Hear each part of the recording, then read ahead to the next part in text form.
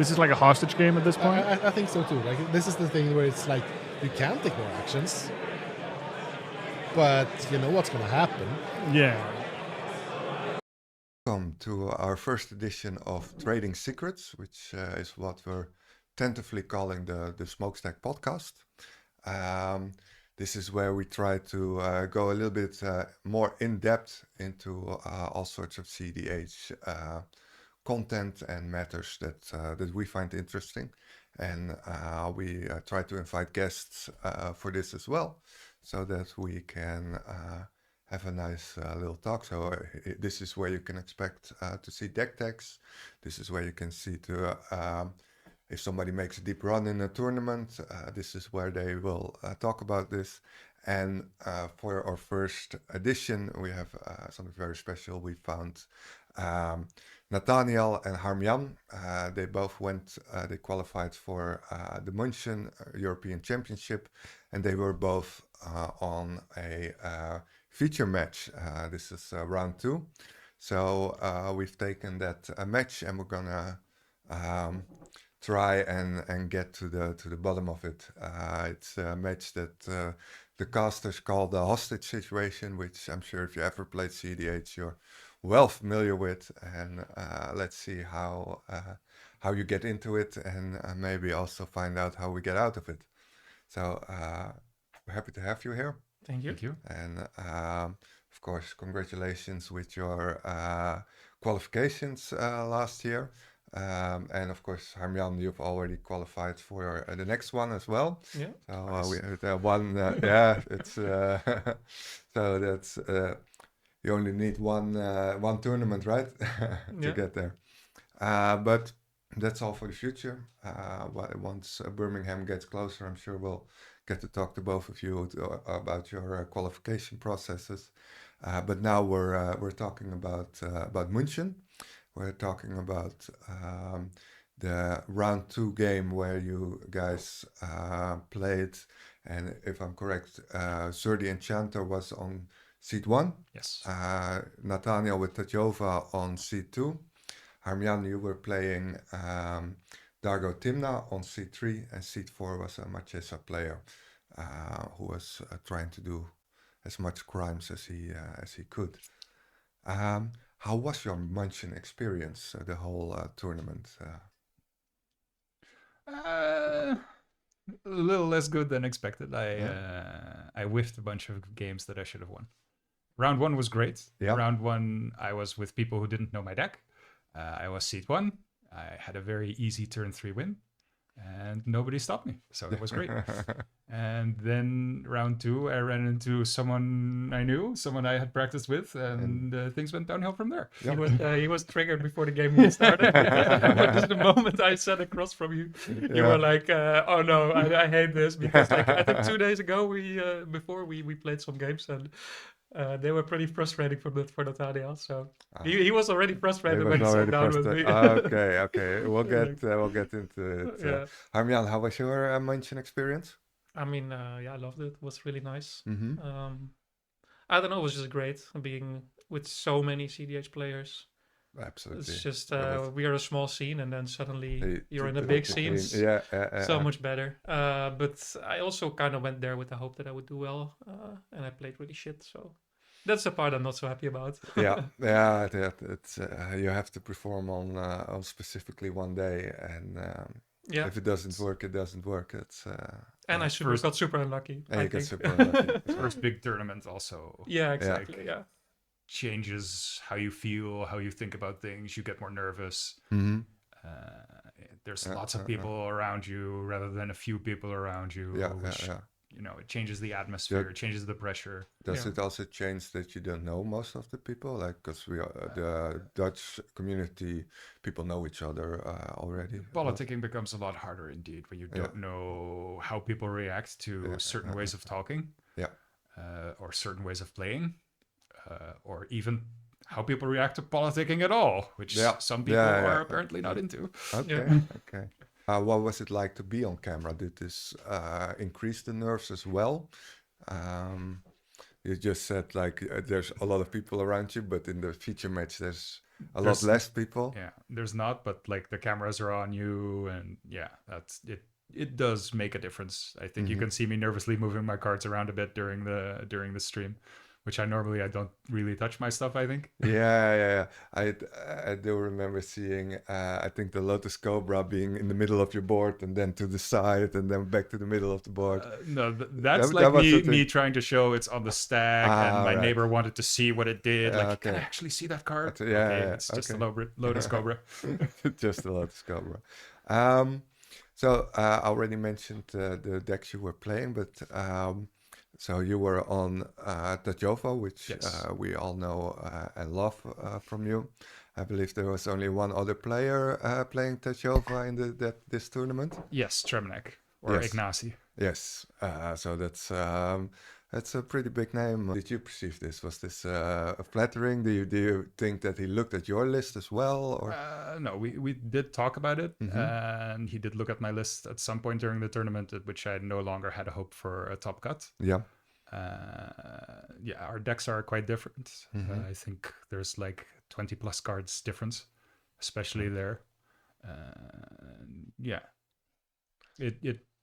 I thought it was cool to finally play with a different Tajova, or Yeah. to finally talk with a different Tajova So, player, because yeah, I've kind of been brewing it on my own. Had no one to really talk to about it who like Mhm. understands how the list works. So that was interesting. Yeah, And definitely interesting to have such a good player Mhm. like give his insights, and me realizing, yeah, I made similar decisions. yeah. Oh, that's nice. Yeah, exactly. Also nice to get a confirmation it's a good deck. Yeah, Because He it's ma- just a good deck and Yeah. nobody plays it. So Yeah. and he made top 16 with it as well. Yeah. So, and I believe the casters also mentioned some experience with the Jova in the past. So it's certainly picking up. Harmjan, you were on Dargo Timna. And what was your choice in this? Why did you pick this deck for München? I think Dargo Timna is just really strong Mhm. because it's a super versatile turbo deck. I like it a lot more than, I mean, Roxai is a good deck, for example, but I like Dargo Timna because it has card draw and command zone while still being very fast, but also having Yeah. very good mid-range plans. So I just think it's one of the best decks in the format. I also have a bit of brewer's advantage because Yeah. I am on a few different lines. So I run Arena Rector, which when you sacrifice it makes Lucca.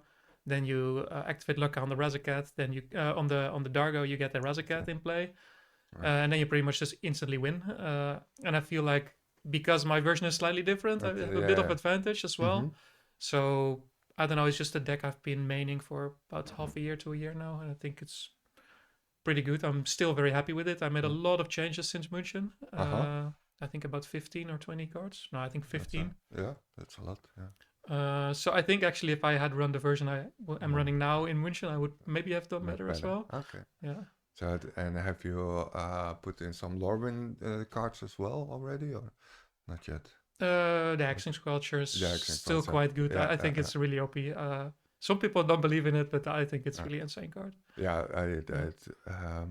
I saw it earlier this week where somebody had the Bowmasters out and they first had to take 4 damage before they could do anything else, which is quite impressive, as I'd say. And I assume you are on Formidable Speaker out of the new set. What a card. Yeah. Yeah. It's Yeah. so good. It's It's so good. something else. Yeah. Yeah. And did you guys watch the match back? Did you? Yeah, after I came back from the tournament, I watched all the The whole stream stream, games, and I watched it on the train over.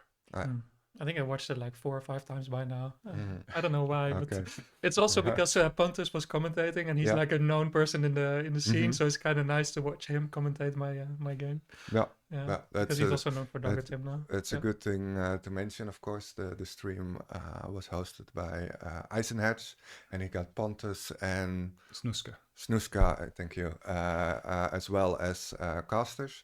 We'll put a link down in the description to the stream. So if you want at home, you can watch it back, of course, after watching the podcast first. It's we're talking about the second match, and I will be featuring clips from the match. And how did you feel about the match after it was done? And maybe also, how do you feel about how are you looking at it right now? I see you laughing because I already know kind of how you feel about this. We've talked about it was a little frustrating match. Mhm. Some mistakes were made on some mistakes were made on other ends, and definitely Harmjan, knowing me and knowing my deck, caused certain decisions to be made that I don't think any other player in that position would have made. That Bowmaster tutor with the vamp, I don't think someone else would have like seen that and gone for that rather than dealing with the Zur, and that changed my whole game. I mean, it was a pretty complicated position because I would lose to either of you, but I think you wanted to talk about that later as well. We'll get to that. Yeah.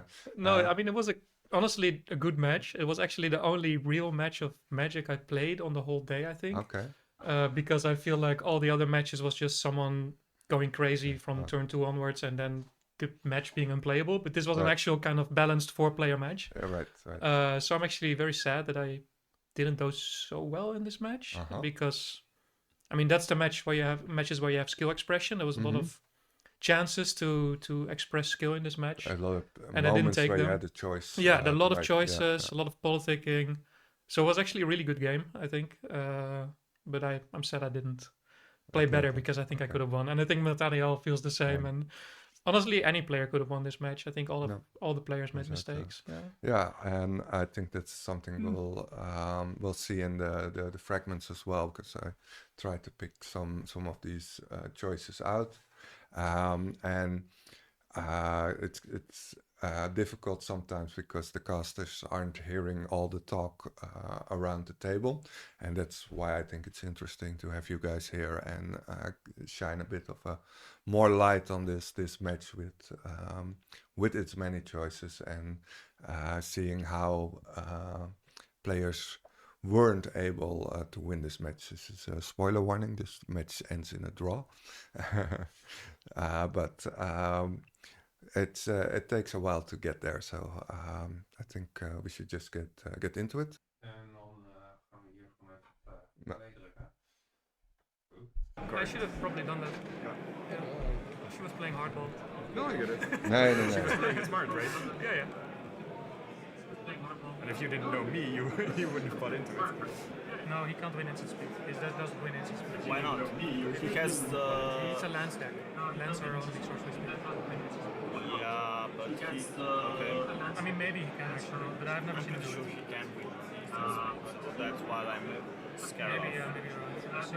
We saw two quick fragments. At 2013, you're discussing what Sir should get on the trigger, and Nathaniël says, "Well, if you didn't know me, you would have bought into it." At 1:11, an hour and 11 minutes, Harmjan says that you haven't seen the Tejova deck go off at instant speed before, and that you're pretty sure that Nathaniël is not able to do so, while the Marchesa player who does not know the deck is thinking of the zone.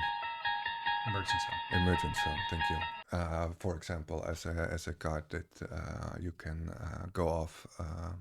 But it was not even emergent zone, right? No, it's not in the deck. It's not Yes, in the deck. instant speed would be Ghostly Flicker. Yeah, Ghostly Flicker. Okay, so eventually you were wrong, but you were still using this pre-game information, because you also said you've been testing together, you've been seeing each other in the Dutch scene. Yes.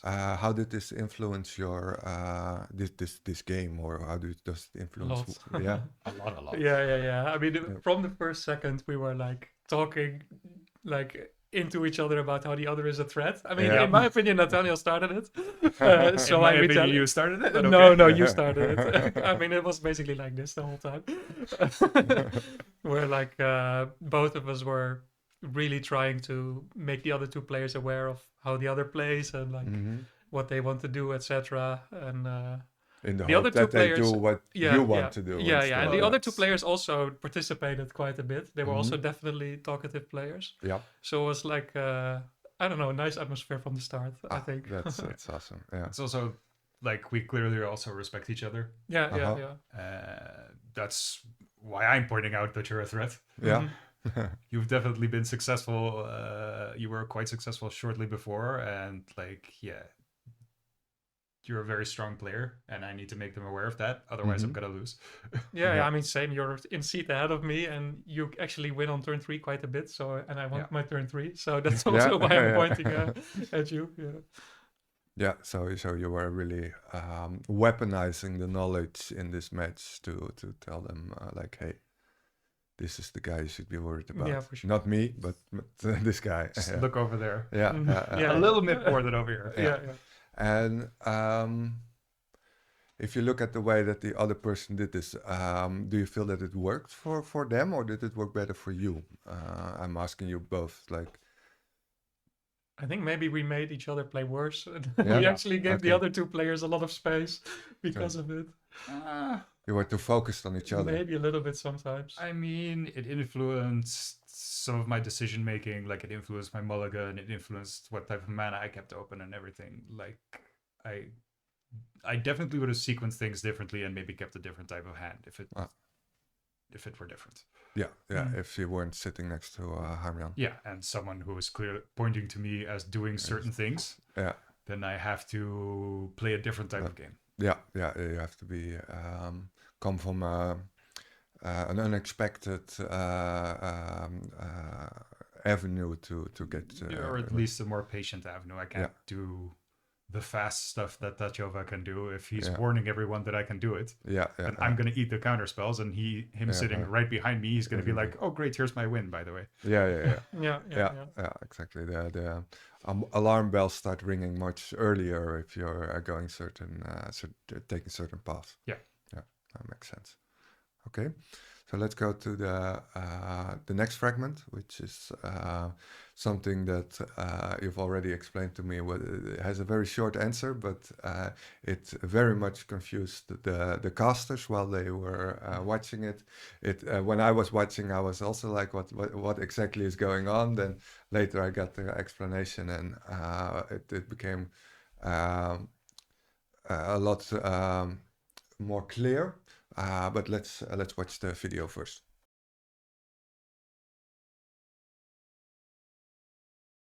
Who got the 1/1 from the Forbidden Orchard? I see a Forbidden Orchard from... I assume that's what the discussion is about. Perhaps, yeah. That's such a funny thing, though, how political that land is. It's like, we gave it to Tim that, whoa. We gave it to the one that can sack it to cast their commander. Especially here. But we can listen to them again. Based on our discussion, I do think we probably wouldn't draw with the dragon. That's interesting.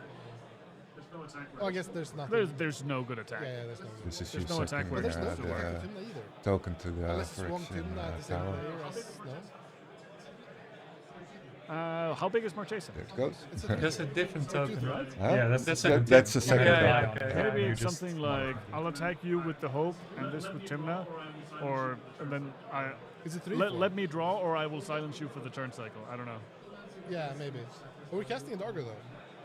The Manso does need to sacrifice Then the Dargo. Forbidden on Orchard DTD. gets tapped. And there's a window there to activate. Sir gets it. Katrina Okay, you gets don't the want to token. see anymore. Yeah, it's like it's almost immediately because the token gets sacrificed in 43 minutes, and this is 44 minutes, 45 It's a minutes, rough and it's state like to be in. okay, Okay, you can it's a have full it. reset. Yeah, but we're I assume. But we're the just first token is activating still our there. Forbidden Right, Orchard yeah. to draw a card and then Didn't stop. lie. I don't think we're responding to Dargo. Dargo's usually not the spots to respond to people. 3 tokens being made with Forbidden Orchard, which I must say in Marchesa is a really great land because it's a crime trigger. You target an opponent. Tap lands do crime. Tap lands do crime, exactly, and you can activate the ability. Harmjan, you were the one that got the first token, and we heard the casters exclaim, "What is happening here?" Because you are the sacrifice deck at the table. How were you able to convince your opponent to give this token to you? I mean, it's a pretty classic thing. Same with Wishclaw. where like, I mean, I know I'm never gonna get it if it's just not politics about, because I'm the deck that used the most. So then I just say I won't use it, and then I will get it. I feel like same with Wishclaw, you can always get this kind of deal. Actually, I think Forbidden Orchard is just honestly just a rainbow land with almost no downside. The only downside is that you have the politic. Yes. And in Marchesa's upside. So yeah, I just said I won't use it. But then he gave me another one.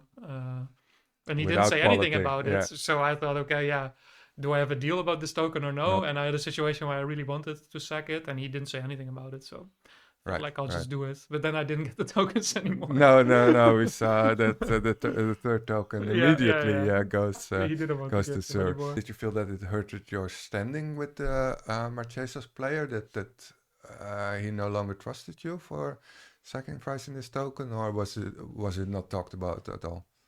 I think that he knew that we were all in it to win it, and we were not being each other's friends. We were just politicking like in situations that were good for each other. And so I feel like it didn't hurt that necessarily. But maybe it did. I don't know actually. Yeah, but there was no talk about it. There was no. No, and he wasn't salty about it either. Okay. He was just like. I think he was like, yeah, sure. Okay. Like, We got it. Okay. Oops, I did forget the politics. Yeah, I think that. I think that was basically. Like you said, Forbidden Orchard is a land that is very good as long as you politic about it. There is some very real downside right now, though. I have to correct you on that with the rise of Rock Thrash and just Cradle decks in general. Yeah. But you can still that is right? why you had to politic about it, because it was going to go to me. Because you sacrificed, and I had, I had convinced him that the sacrifices of Zur were going to come, and you were like, no, just give it to me. I'll not use it. I won't sacrifice it, because he has Cradle, and he's going to find Cradle. Yeah. Yeah, but as the player with the Orchard, you can always politic it. If you're sitting with 3 Rock or with 3 Rock Thrash, then maybe one of them says they won't use the Cradle mana from that token. Yeah. I would do that as a Rock Thrash player, as long as the other guys then don't get it. Yeah. So this is your consideration, like, okay, I'm not using it, but nobody else gets to use it either. Yeah. That makes sense. So there's no proactive advantage. It's just a defensive politicking that you're doing. You're saying, I have the token, nobody else can use it. I mean, it's just a win for both of us, because Marchesa gets to tap the land, and they don't get to use the token. My opponents don't get a token. It's just good for both of us. Yeah. That makes sense. True. Yeah, I think that clears quite a lot of the confusion that people watching the stream must have had up. So let's, like I said earlier, it's a very simple answer, but I still think that it's good to mention, because these are the kind of things that you might not think about while you're in the game itself. Like when do you take the token and you just like, okay, this token is not a game piece for me, but it's not a game piece for anybody else, or you're actively trying to get the token because you have the Cradle or because you have the thing. That's these are the choices we talked about earlier, and I think it's a very interesting answer. So thank you for that. So we will continue with some of the other politicking that was done, and we've already talked about this before. The necropotence that Sur never gets, which again the casters who are not listening to the table talk, they keep wondering why is the necro not coming? What is happening here? And again, this is you guys' handiwork, and you're saying you can do this trigger, but you cannot get the necro. Let's watch the fragment and let's get into that.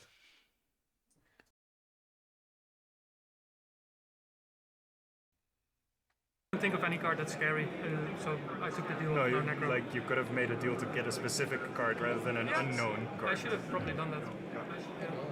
She was playing hardball. No, I get it. But she was playing it smart, right? Yeah. And if you didn't know me, you wouldn't have bought into it. Heliod? Oh my god, that's It's Walking Ballista Heliod time. So we're finding Heliod is really spicy. Finding Heliod is... Yeah, we went to combat and just found the Heliod. And also to answer why we don't mute the background noise, we can't. we would have to ask 250 players to not talk. Yeah, or have a venue that's differently built than the one we have, sadly. Yeah. We're doing what we can with it, but yeah. We have noise gates, we have as good mics as we can. Sadly, we're just in the venue. Yes, exactly. But yeah, finding a Heliod with Sir is so spicy because now we can just play the Ballista win, and Ballista is a creature. Yes. And we can also do it in instant speed. Very true. As someone in chat did point out, Necro is not the only scary target. Here we saw the result of your politicking. Sir is not grabbing that card. They are going to get the Heliod out. And again, like I said, the casters are quite surprised. But as we hear, chat always says the right answer. Necro is not the only scary thing to get there. So how did you come to this point, and how did you first of all pressure Sir not to go for necropotence? So 2 turns before, Yeah. it was my turn, and my upkeep I had a Vamp Tutor. Yes. And I knew that I was not getting another turn if I don't use it in some way. But I have to stop 2 players because Marchesa was in a low mulligan, so I think they were probably not able to stop anyone. Mm-hmm. I know Nathaniel's 100% winning because he has Azusa and what else? Elvish Reclaimer, And Lotus Cobra. and Lotus Yeah. Cobra. There's absolutely no way that Nathaniel's not winning. So I know I have to do something about that. And then Zur already had the ley line, I think. Yes. Yeah. And I've played against Zur maybe 3 times, and every time it was a deck with 5 Flash Enablers, and Zur is just there to grab Necro and Rhystic. Yeah. That's the version I played against. I've never seen this Heliod before. Mm-hmm. So that was advantage for her that she played that line that I didn't see coming, I guess. Because I thought the 2 main targets are Necro and Rhystic.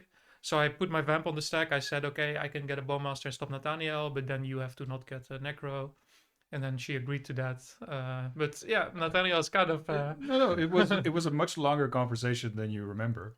Because you were really doubting what you should do, and you were like, you can't get the Necro, and she was like, am I cool to get anything else? And you were like, what else can you get? And she was being very cagey about it. She was like, well, or you were like, what are you gonna get? And she was like, well, I'm not sure. There's multiple options, blah, blah, blah. So she was really just playing the smart politics game. Yeah. I don't know. Yeah. Oh, man, don't worry about it. Yeah. Knowing full well she had the Walking Ballista in hand and the ley line on the and board. that So Necro she knew what she wasn't a was concern She for knew her what she at was all. doing. Yeah, I think she was just creating an opening, Mm-hmm. and she took advantage of the fact that you knew the threat I presented, and that Yeah. you wanted to deal with that. Yeah. No, I think at that moment, because I didn't know 2 of the players and also was a super big tournament, I was a bit worried that if I politic too much or too long, the players will not listen to me anymore, or maybe there's gonna be calls to speed up my game actions or something. Yes. So I think if I was more relaxed in that moment, I would probably talk longer with her and let's be clear about this deal, otherwise I'm not getting a Bowmaster. But actually I don't even... So she probably wasn't planning on getting a Necro in the first place. No. That's not what Probably not. Because Possibly, if she, right? Yeah. Actually, if she wants to get the Heliod there, she doesn't even care about me stopping you because you're not even getting a turn. She's not sure, right? She wants you to use your answer on me, Yeah. so that your answer is used. Yeah, Yeah. I guess That- so. Yeah, Yeah. If she gets Yeah, stopped, because because otherwise they get a Marchesa red wasn't plus, yeah. really doing anything. Yeah, So yeah. if she gets stopped, then I'm not going to win as a result Yeah, of her yeah, going yeah. for it. Yeah. No, I think I So she should have played just it very verted her to get a Rhystic because then my Bowmaster is also stronger. Yeah. So that's, Yeah. But yeah, a bit of a mistake, I guess. And actually, the worst thing is that I could just win there, but I was scared for no reason at all. Yeah. I could just Vamp Tutor for, I think, Burnt Offering and had a Lively Dirge in hand, so I could just win on the spot. But Right. What you said at the time was that you were convinced I had interaction in hand. No, but I Based know. off of our previous experience, I would have had it. yeah, Yeah. no, but I had a kept hope, blue I open had a the whole hope for time. you. I was Sure. more worried that the Marchesa. And then had the interaction. Marchesa, who also was doing nothing and keeping mana open. Yeah, so I was worried that both of you had interaction, but I think it was fine for me to just jam there or to say show it, Sure. and just go. But big tournament. Next time I will 100% not do that again. Yeah. I will just go for it right there. Just Marchesa just had jam nothing, it. and I would just win. Yeah. Yeah, that makes sense. But That makes sense. I think we'll get into that a little bit more later on, but let's talk about what happens after this Heliod hits the table, because the turn gets passed, and of course Sir has the layline of anticipation. So when you cast Tachyova, the walking ballista gets cast, and again we get to listen to some more politicking. Yeah. Stack. We do see a lot of hand waving here. Yeah, Tachyova is on the stack with 3 cards in hand, and everyone is shitting themselves. There is definitely some politics I think going the on. bomb must have and been it is hard for you to win obvious. here, right? That's the typical thing you have to do as a Mardu player Yes, sometimes, with, because you don't have blue. No, So you have to try to persuade the blue players to do what you want. exactly. Talon gets already. And it's also like when you're playing turbo. We're tapping mana here. We're tapping 4. It is the walking ballista. Oh! We're just trying to go on top of the Tachyova. We were just waiting for priority.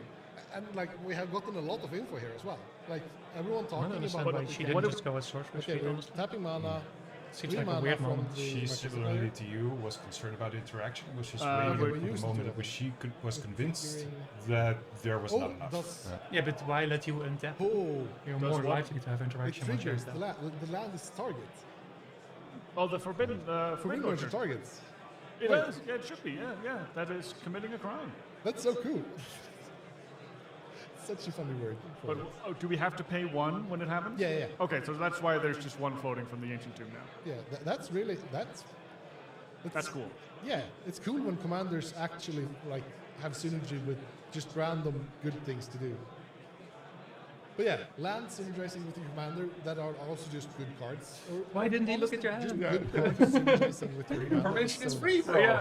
I think we just threw our hand at the Marchesa player to show them, look what I'm doing. I'm doing nothing. Yeah.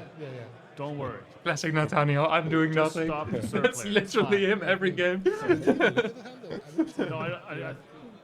it was There are no thrown in their threats to direction. worry about It here. looked like they were Look looking everywhere at- else. Thank you. He was I very see quickly them. convinced that your hand was not relevant. So, what? Should we try and listen in? It seems like it's a lot of talking going on right now. me for some reason or something. He was like, I don't give a fuck about you. Okay. He saw you were Yeah, he too was- much of a threat. Yeah, he was hard to politic with. I wasn't Okay. sure what. Playing control, but not politicking. I can't deal with this. Yeah, let's go. If that's what you want to offer, we have no position to decline, so Sorry, how much mana have you we can got make you available? reconsider it. 1, but- 2, 3, 4. So I can hardcast the 1 blue, 1 You can blue. hardcast it, and it exiles the ballista. Yes. Yes. That sends me back to Stone Age. I mean, the thing is, Not if true. you don't cast it, yeah. But do you There not- were do you not this think you have a black chance to card in my deck that could draw half my deck. Yeah.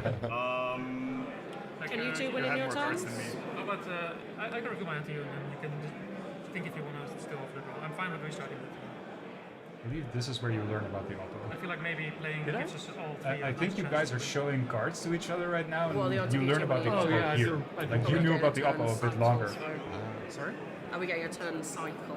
From me. Yeah, he yes, from shows me him, the offer I here know. to show The that he can fact that stop he's you. talking about not restarting is scaring me. Why would I he know not that he has oppo the here credit instead of also. NPT? My hand, sure. Yeah? This is not even fine. Yeah, he should just upload a Zur. He oppos here, and like Zur gets. No, No, wait, it's the walking ballista. Never mind. This Yeah, one. Yeah, but he He could could have have uploaded opposed Zur. the Heliod could have not landed, right? Yeah. And he could have had Yeah, landed. but is Zur a So May? you do Maybe have that's why he 40 did. minutes. I don't think You have so. 40 minutes. Then he to should close down he the could just second take a game. free Ristic or an egg right there. Which Yeah, honestly sounds I'm not like a sure draw. it's to me, but like even so. Sounds like We a draw, over-respected both of these players so much. Currently, the talk is there's a mind pick trap in the hand for Marchesa. Yeah. They can exile the walking ballista. Yeah. But They- they're they worried have- they're just going to instantly lose to Tatiova or probably the Dargo Timna Actually, yeah, not the exactly. Zurs. He played afterwards. pretty well. But we are hardcasting the mind trap on the I, walking I, ballista. I like this more than just restarting the game. Me too. Like you either stop Please don't kill my the person commander going too, for it, thank like, you. or you just keep going. And wait. Oh, that was so nice that the Jovas on the stack. What we saw here was another round of politicking. We see that Marchesa has a mind break trap, shows it to the table, says that they would like to have a restart, and And the two of you at one point, I hear one of you say that you have no option to decline because well, if you decline, you don't get a turn at all, and the game just ends with the Walking Ballista. So can you tell me a little bit how this went? Sure. Okay. So he has the MBT to stop the Zur, and then he doesn't want to put it on stack. He wants to restart, and I really don't want to restart. I feel like I have my Esper Sentinel. Will probably draw me some cards. I have a Pyre of Heroes. I was a bit low on mana, but I was feeling okay about the game, especially if the Ballista and the Tachova get a Mindbreak trapped. Like it's gonna cost 7 for him, and then the Zur said I'm back to the Stone Age. Not entirely true, but I felt like we could deal with the Zur. So I feel good about my position in the game if he casts the Mindbreak trap, and I also feel like his position will be quite decent. I think if the Mindbreak trap gets cast, in my opinion, me and the Marchesa have the best chance to win the game. So I feel like I just need to convince the Marchesa player to not go for a restart, but play, and then one of us is the most likely to take the game. Yes. But he's really hard to politic with, so I just show my hand, and I'm like, okay, here's what I have. It doesn't contain a win. Does want to see your hand. Interesting. Yeah. Nathaniel's hand was not exactly, interesting, but and then he also showed me his hand, which I guess he didn't even need to do, but there was an opposition agent in there. Right. And then I really felt a lot worse about the game because I had like 3 tutors. Yeah, I think at that point, like the conversation about the restart was like, I don't want to restart, I do want to restart, and then eventually you guys concluded like, if we don't restart now, it'll basically be a 2 or 3 player game because the Zur will be dead in the water, Tachova is time walked, so our odds become a lot better. So you guys suddenly didn't want to restart anymore by the time I did want to restart. I also just don't like restarts, and I'm in third seat, and with this restart system I would be third again. The seating was the same in restarts here. That was for the top cuts. Before that, seat order got randomized on restarts. Are you sure? I mean, I'm pretty okay, I'm not sure. I think the seat order stays the same actually, because with the random seat I should probably have taken it because of the first seat in this spot. You were convinced you were gonna take it for a bit there. Yeah. But I don't know. I think I don't like. Also, the time is so low, and we have a high chance to draw, and I just want to win. I just want to go for a win. The casters mentioned this as well, that if the restart is accepted, that the game will end in a draw because of the pace of the game as well as the amount of time that you have still left. I do think in a restart the pace of the game could be different because everyone kept mid-rangey hands now, other than Zur, and that could be quite different. Yes, I don't know. I like decision making could be quite different. Honestly, I also just didn't draw much from my Esper, and I drew shitty cards. Otherwise, I think I have a good chance. Yeah. At one point, you also time walked. Yeah, you're getting time walk. I don't know. I like playing this game out. What you say about the Esper, this comes up later in the video as well, where you're trying to convince the Marchesa player that you're not the problem and that he shouldn't shoot your Bowmasters with his Bowmasters, and you go for, well, but the Bowmaster is the only advantage, the only engine that I have, and the casters are like, no. But you haven't drawn any cards from the Esper Sentinel. Everybody's being very responsible. You can't use the Pyre, so I think that's certainly true that at this point you're not getting the advantage from the cards that you have in play at that point. So I agree with you. I think also the Marchesa player was seeing me really as a turbo deck, and they felt like if I show I can't go for it, then I'm not a threat. Whereas I felt like I'm fine going 2 more turn cycles. Yes. And then I think the Marchesa player didn't really realize that, underestimated me a bit. But in the end, I didn't really draw useful things, so it didn't turn out to be good for me. Yeah. Well, but I think the way I know you is a lot more a mid-range player than here I'm on turn 1 and I go for it player. So, but the deck says something else, and I think this is also what you mentioned at the start, that you have the brewer's advantage of having different lines, and this time it helps you in the sense that you can convince somebody you're not immediately going for it, even though that's not really your plan either way, and they think that you've been stopped, so to say. Mm-hmm. Yeah. Okay, let's talk about this opposition agent, which becomes a large part of this hostage situation that the casters talk about, and I believe where we just were, you get the information about the opposition agent from the Marchesa player. Nathaniël, you don't have this information yet. No, sir, and I don't know yet. Yeah, and the casters and the viewers, they find out all the way at the end of the game. I think it's like well into the 1 hour mark that it finally gets figured out. So there's a good half hour of the game being held hostage without the watchers knowing this.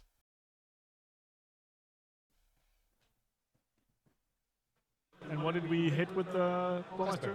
What? Esper. We hit the Esper. Okay. Which is the Esper is that the graveyard in the middle of everything? Yeah. Okay. Oh But yeah, this the is deck what there. happened makes when sense. Which, Marchesa honestly, gets my the Bowmaster and you I talk would him out rather of have an Esper targeting than your a Bowmaster. Or Yeah. And then the Esper gets hit. Build politics on my end. Ended up under 2 I, Bowmasters sounds- anyway. I probably agree. Yeah, But exactly. this game is also just at a standstill. Yeah, So yeah. Is that Esper actually getting fed? That's also a fair question. In that regard, yeah, maybe we do agree. Not agree. Prefer a orc. We also have 24 minutes left in rounds, so we do have time to push, but we don't have much time to be this political at every turn. Okay.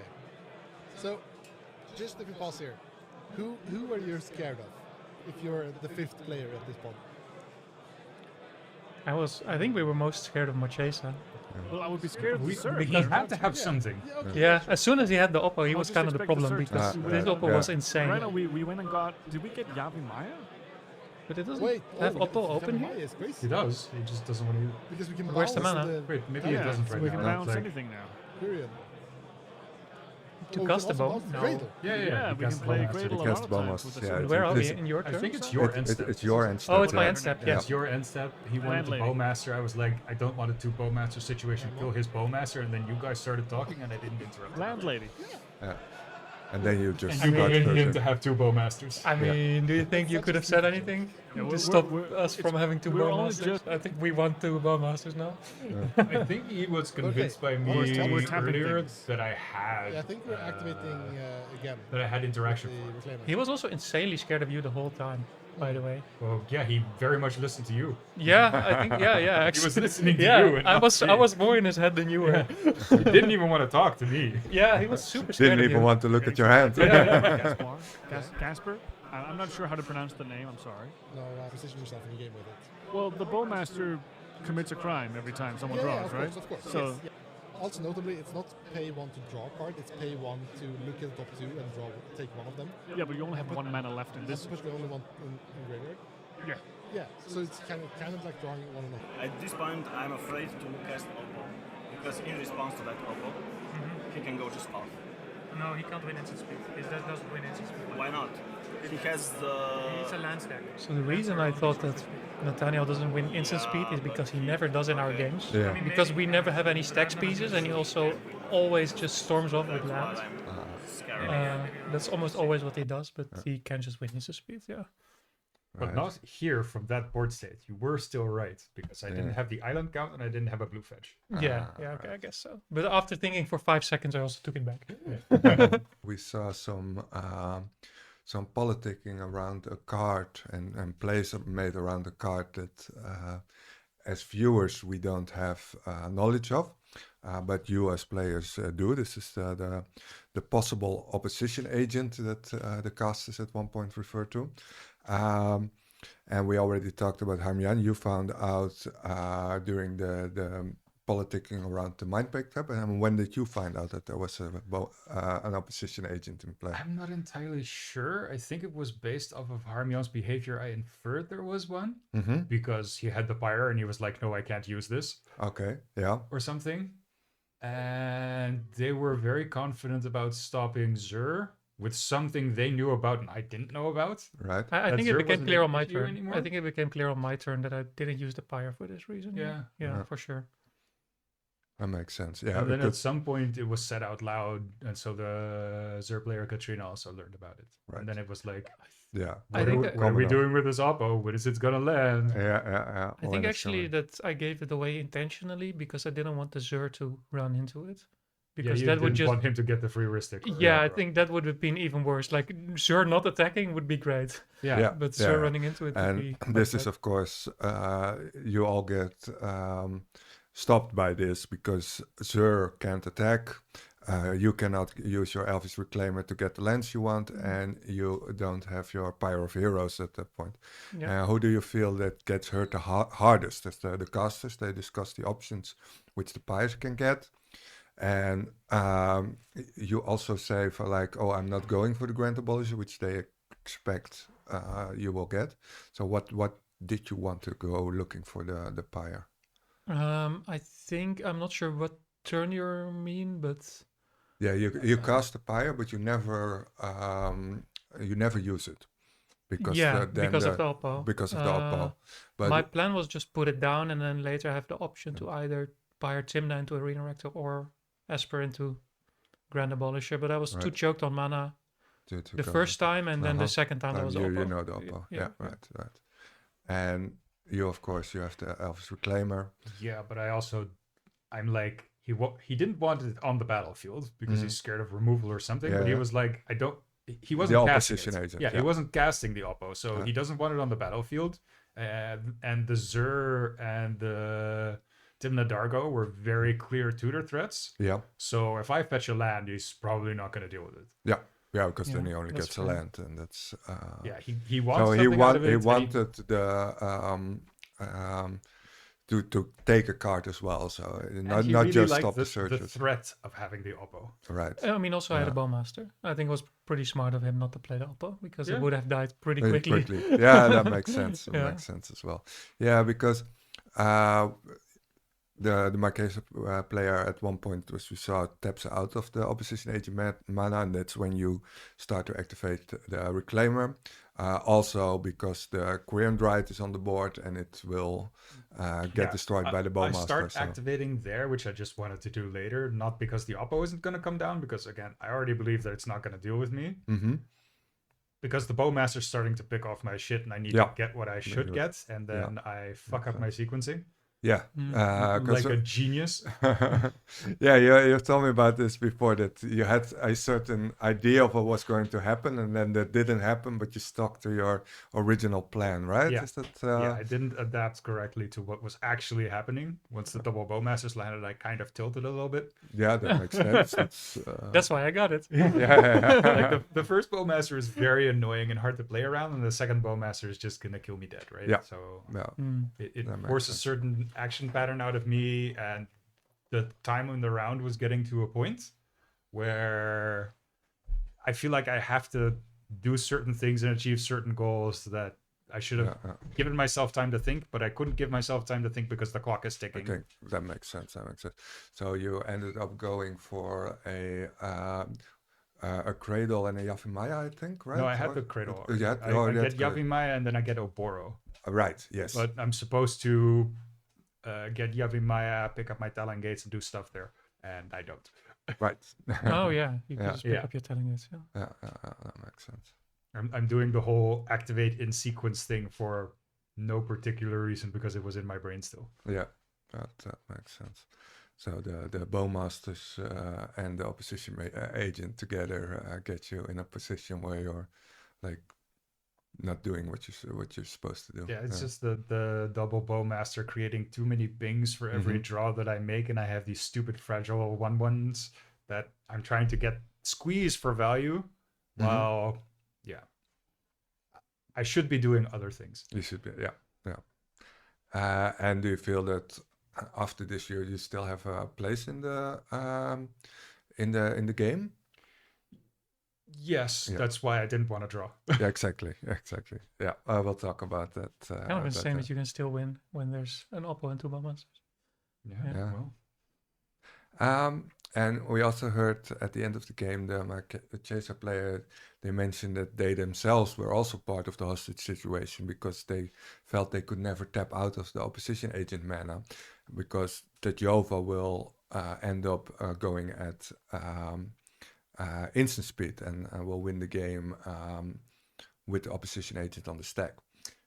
Well, we talked about that.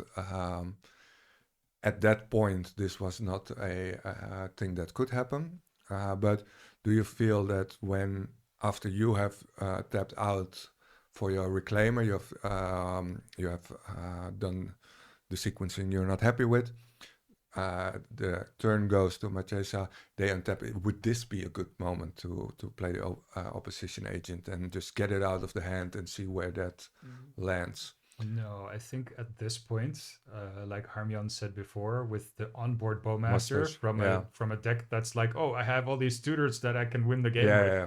I had like 4 ways to win the game if the stupid Oppo wasn't over my head. And they were at some kind of a stalemate with their Bowmasters, but that was going to end very quickly, right? Yeah. I had hoped that they would not end in that stalemate and it would just end right away. Mm-hmm. Yeah. Well, it might have been that the Machesa player should have seen your Bowmasters as the immediate threat to his opposition agent, killed that, put the opposition agent down, and take off the game. Yeah, but that would have been risky. That would have been good for you. That's the situation I was hoping for because that's the sequence I had in my brain. Yeah, but this would be after the sequence. So he kills the Bowmaster, but then you would not. You would have done different. But they made a very clear deal about how long to leave each other's Bowmaster alive. Right. And I wasn't drawing any more cards after that point because of how I sequenced my moves. Right. And where they pinged with Bowmaster. Right. Well, let's talk about how they pinged with the Bowmasters because we're going to the next fragment. Nathaniel's reliving. Yeah. I don't like this card.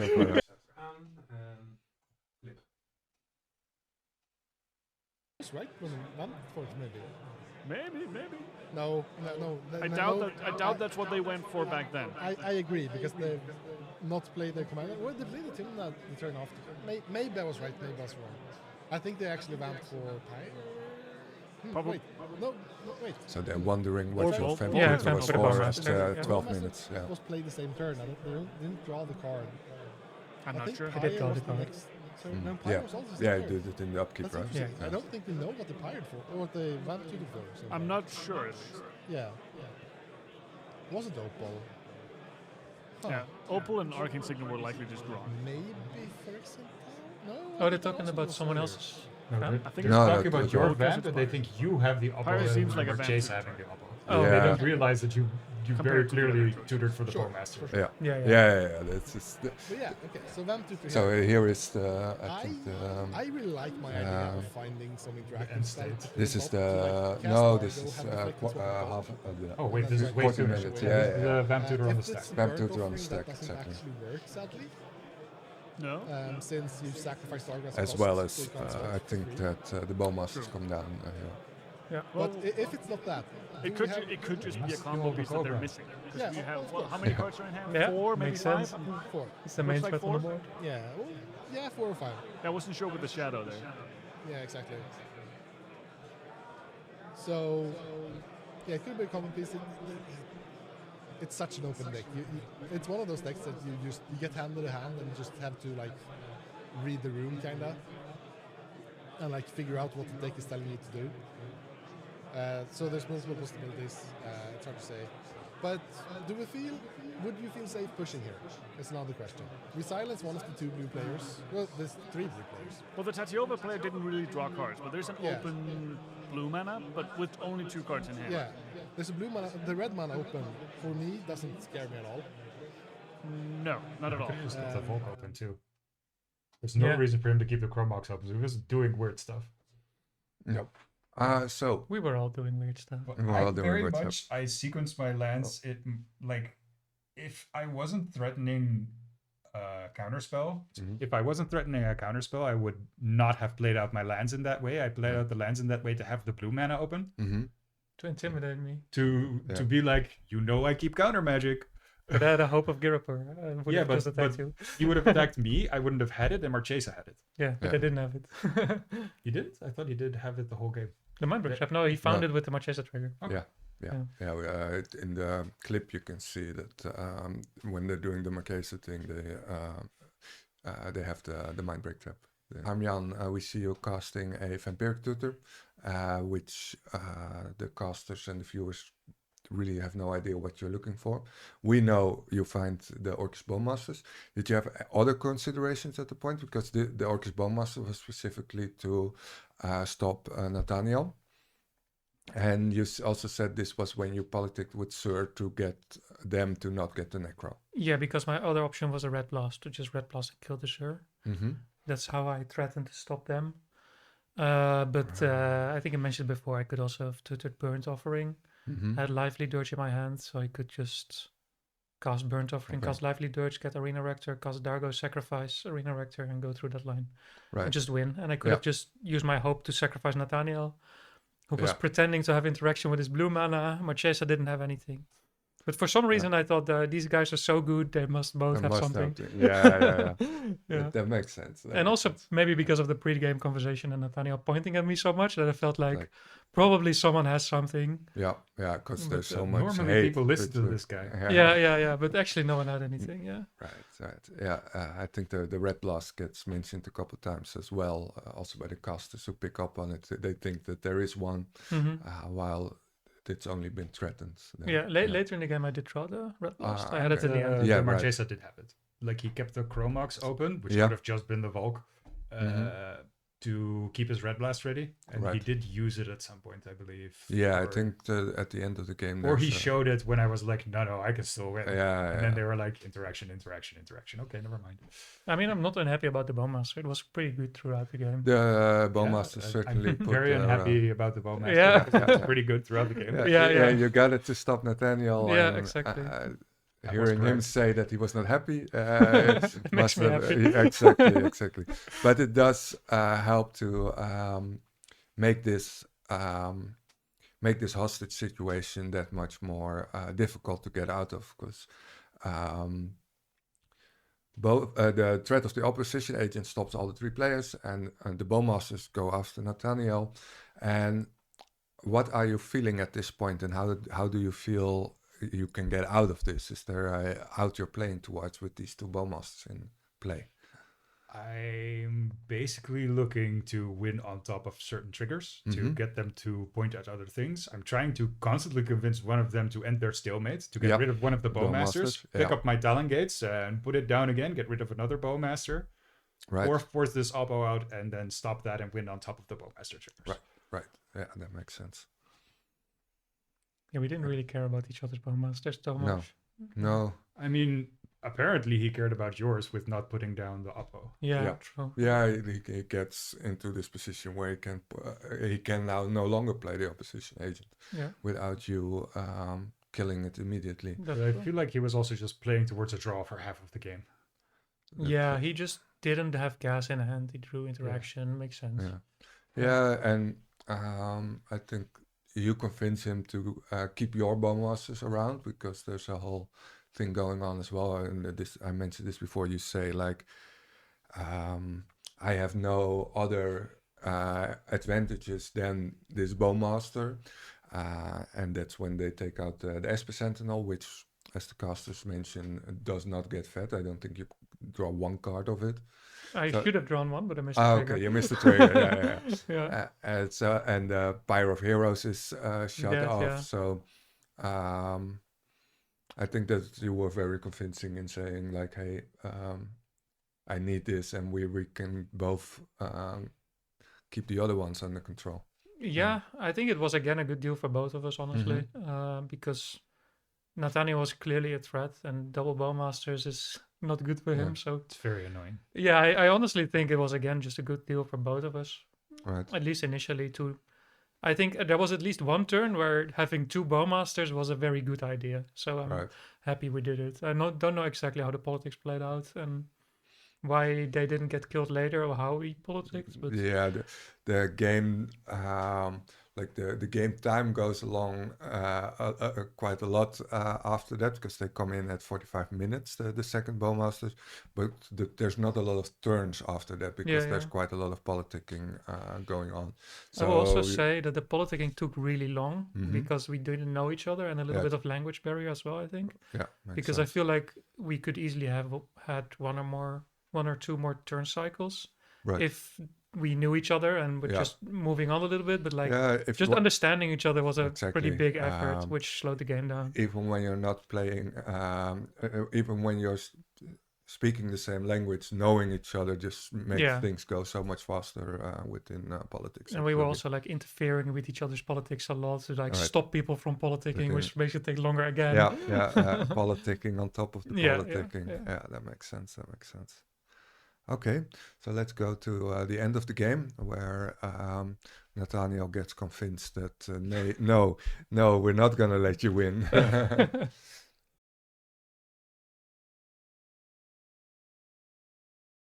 Okay, so it's a draw. Maybe again. You're proposing a draw. I only have 2 rounds. I accept a draw proposal. Why? No, if I didn't want it 9 minutes ago, what has happened to You're me? declining. We don't need to talk. Okay, then she can get the neck roll. Thanks. You'd rather lose. We've got 1 minute Here I was to also go. getting a bit annoyed. He's just saying we're taking game action. I feel like we're going to talk about this draw for a long time, but Nathaniël already says he doesn't want it. So let's stop talking about it. Just keep going. She as well at one point goes, I'm taking game actions now. Yeah. Let's not lose here. Like, we are in the same boat here, right? We just want to draw now. Let's not lose to this next round. We're all open to the draw. This is where the draw refusal is.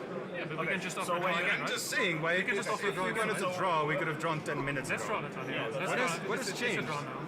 Because she can get a got neck some roll. extra cards, and there is. So you know you're not winning has changed. Okay, I guess. Yeah, I know that now I cannot win anymore.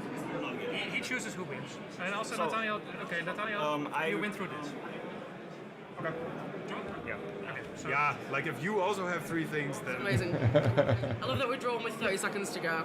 Yeah, I have to get Bro, it's like red blast, pyroblast, silence. That was it, yeah. And Marchesa had already shown pieces, and it's like this guy is trying to push for a draw for like a while, and nobody wanted a draw because they could still win. At one point, I was like, "Let's draw," and this guy was like, "Nah, man, I'm not gonna draw." Blah blah blah. Makes sense because he wanted to enter. And now all of a sudden, when it's going to be my turn, he wants to force the draw. Like, bro, if we're gonna play it out, let's play it out. If you want to draw, let's draw. Let's not do this whole dance of we can draw when it's everyone else's turn, and when it's my turn, I'm gonna try to win. That's not. Miss me with that. Like I said, you keep wanting a draw, but now it's your turn and you don't want to draw. This happened, I think. This earlier draw talk was when the fire magic was on the stack. Do you remember? There was early draw talk with the MBT. Yeah. That dude wanted a restart or a draw. Then there was the fire magic where there was talk about a draw and stuff, and I was like, bro. Yeah, because you're also seeing you can still win. There's still game. If you wanted a restart earlier because your game isn't working out and you can only see yourself going into a draw, we should have restarted with the MBT. Yes. And they convinced themselves not to do it. Then we're gonna play the game. Yeah, that makes sense. Until you saw what Harmjan still had in hand at the end. Until I saw that there were 5 pieces of interaction to work through on top of having to work through, I believe, still the Oppo. The Oppo was still there, and but by then the Bowmasters had gone. So but the Oppo was still there. He had interaction in hand, and then Harmjan showed me a red blast, pyroblast, silence. A flare, not a pyro, but yeah. But like two red pieces and a silence, and it's like, okay, I can't win through all that. That makes sense. That then you might as well save the what did Sir say, the 2 minutes left. I guess. Harmjan, you already mentioned it while we were watching the footage. You were getting kind of frustrated. I also noticed that at one point you didn't make an orc army token. When the fire magic happened, you didn't remove the 1/1 spirit that you never sacked. So were you kind of checked out already on this game? How were you feeling? This last I think 15 minutes, so I mean, this tends to happen to me more often in games. It's like primarily my weakest point, that I just miss little things when I get too focused on other things in the game. Yeah. Like I almost, I got a turn skip actually last tournament I played, for example, just for missing all kinds of stuff. So that's normal for me, unfortunately. But I think this game was particularly confusing with the politicking as well. And then I wasn't really frustrated, but I did feel like, come on, guys, this game is not moving forwards. And I was also politicking a lot in the game, but I feel like I was also moving the game forward and other players were not. And even though I am in favor of a draw, I don't want to have a draw just by us talking out the time. I just don't like that. That makes sense. Yeah. That makes sense. Let's play the game. I just want to see the game. Play the game or stop it now. Yeah, that makes sense. Okay. I think we're getting to the end of our talk. You see a lot of players, people online who complain about the kind of play patterns that we've been discussing today. They lead to stale board states, standoffs, to these kind of hostage situations.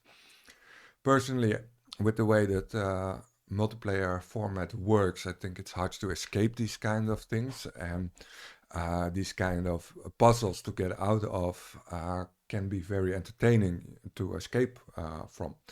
We didn't call this channel Smokestack for no reason, because Smokestack gets you in this kind of mini game within the game to where you have to suddenly try to get out of a position that is very disadvantageous for you.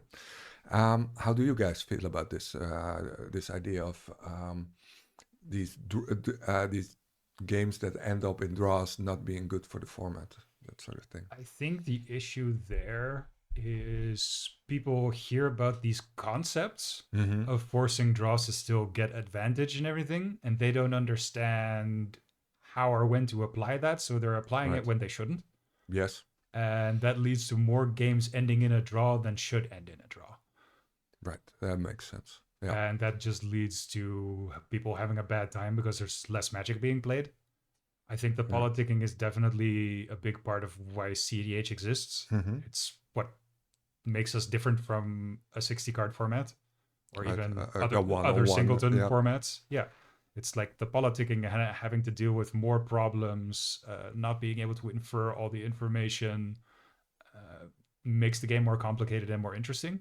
You actually have to communicate. I think that's important. I think it's cool that in certain situations you can force a draw out of a game that you could otherwise never recover in, or like I have one piece of interaction and there's 2 wins happening sequentially, so I don't want to choose who wins. That part is fine, but playing towards that, or using it when you like forcing it when you don't have to, when there's still game to be played, when you can still win, when there isn't 2 known wins, that's where everything goes wrong. Right, that makes sense. Yeah, I mean, first I really agree that people draw too easily. I think it's a pretty normal part of the format to draw. I think that's just the format, but people do draw a bit too easily, where, for example, they see a situation where they can do something to one player, but then the other players will get something from that and they don't like that. So they just go to a draw immediately. When I think that if you are actually a bit more creative, you can solve this kind of situations. For example, in the position with the Mindbreak Trap, he could also just have said like, hey, how about this? I Mindbreak Trap this, but you make guarantees that you do this and this on your turn. Right. Like if you get a bit more creative, you can actually use your interaction in the right moment to create a game state for yourself that is great through politics, instead of just going through the draw immediately. You have a lot more game actions that you can make beyond playing your cards. You can talk about a lot of things, and you can... Yeah, I think it's especially important for control, because if you do this too much in control, you're just going to draw every game. And instead, you want to keep the game going and moving towards your preferred game state. So I think... I think control players, they draw a bit too much. I think actually most players draw a bit too much. But still, like, it's like a format where it kind of belongs in the format, because sometimes you're just blown out. You have a piece. There's no reason to use the piece to just lose to someone else. So yeah, if you don't like it, then I think you just don't like CDH. Same with the politics. If you don't like the politics, I think you just don't like CDH, because it's a game with a lot of prisoners dilemmas, and these occur in the game. We didn't create them by talking. They are there, and we are talking about them. So and trying to get out of the trying to get out of them to solve the dilemma. So and if you're not enjoying the politics, that's fine, right? I mean, there's 60 card, or you could play with your friends and not politics. There's a lot of different ways to play Magic. I think I had a metaphor about this last Tuesday, where someone compared like 1v1 Magic to chess plus poker. Right. And CDH to chess plus diplomacy. Right. Yes. CDH is just Mario Party, in my opinion. But Mario Party. Fair enough. That makes sense. Yeah, that's a very left of field comment. But I think it's not that serious of a format, to be quite honest. Yeah. I mean, it could be. It could. I'm not sure. Yeah. We've heard that comment a lot as well. I think our. Roel, who made a deep run within the tournament, has been caught on camera in the live stream quite a lot, saying how CDH is not a real format. It's not a serious format in very much the same way. I think. But it's super fun. It's a lot of fun. That's the thing. Absolutely. It's like super fun. So that's why we play it. Yeah, and it's good, I think, also to recognize the variance in there, which Mario Party has a lot of, where you can just get you're winning the whole game, and then somebody's like, oh no, I switch stars with you, and now you're last. This kind of thing. It's good to not get salty about these kind of things, and to really realize we're just playing a game. And I think that is one of the strengths of the format that we're playing. A lot of people can see this and can walk away from a game without too much hard feelings. Some people cannot. Why you have to be mad? Yeah, exactly. And do you guys feel that you learned something from this match, or there's something that you take away from it? Yeah, give yourself more time to think things through. Yeah. And don't let Harmjan talk so much. Yeah. You started it. No, but actually for me this was a big learning moment. Yeah. This is actually one of the biggest learning games I've had. Also because I was able to watch it back. Yeah. But I didn't do so well in the European Championship because I was too scared to go for wins very often. Right. And since the European Championship, I've decided to never not go for a win if I don't have a really good reason for it. Right. And I think that has helped me quite a bit. So it was a nice game. If your last tournament results speak for themselves, I mean, you have 2 wins in the last 2 tournaments, right? Yeah. Yeah. So. Yeah, it helped. There we have it. So think more and go for the win. That's what we take out of this. And don't get scared because you think the other players are good, because probably they're not as good as you think. That's also even if they are, gotta make them have it. Yeah, you gotta make them have it. Yeah, absolutely. Thank you for joining me today for this very interesting talk about a game that has a lot of different facets and different choices that were made, and hopefully illuminating at least me and our viewers as well into how you can make these choices, so that for the next games they're prepared. Thank you for lending us your minds in this. Do you guys have anybody you want to shout out in this final moment? Yeah, definitely the Haarlem boys for starting up the Dutch scene. So shout out Lucky Top Deck. Yeah, absolutely. Lucky Top Deck. Without them, we wouldn't be here. Yeah, Vincent's a great TO. Lucky Top Deck is great. And if you like CDH, you should probably get connected, and Smokestack can get you connected to a playgroup near you, probably. Absolutely. Let us know down in the comments where you're at. We can probably find somebody near you who's also looking for a group. While you're going down to the comments, also like and subscribe because that helps us in our algorithm, and it also means that the next podcast where we'll have some different guests, you won't miss that either. So thank you for coming. Thank you for watching, and let's play some games.